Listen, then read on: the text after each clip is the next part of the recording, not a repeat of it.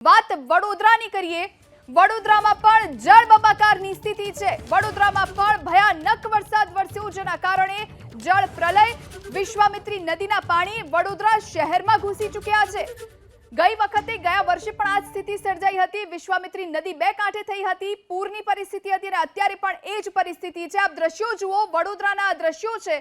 વિશ્વામિત્રી નદીના પાણી રસ્તા પર ફરી વળ્યા છે, આસપાસના વિસ્તારોમાં ફરી વળ્યા છે। આપ વાહન ચાલકને જોઈ રહ્યા છો, જેમનું બાઇક બંધ થઈ ગયું છે અને એ આવા ભરાયેલા પાણીમાંથી પોતાનું વાહન આગળ લઈ અને આવતા નજરે પડી રહ્યા છે। કેટલી ખરાબ પરિસ્થિતિ છે, વિકટ પરિસ્થિતિમાંથી ત્યાંના નાગરિકો પસાર થઈ રહ્યા છે, એ આપ વિચારી શકો છો।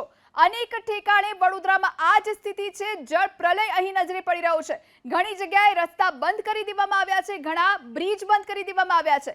વિશ્વામિત્રી નદીના પાણી વડોદરા શહેરમાં ઘૂસ્યા છે। નદી કાંઠા વિસ્તારોમાં વરસાદી પાણીની સાથે સાથે નદીના પાણી પણ ઘૂસ્યા છે। રોડ રસ્તાઓ પર ઘૂંટણ સમા પાણી ભરાયેલા જોવા મળી રહ્યા છે। તો આપ દ્રશ્યો જોઈ રહ્યા છો, આ વડોદરાના દ્રશ્યો છે કે જ્યાં આ પ્રમાણેની પરિસ્થિતિ નિર્માણ પામી છે।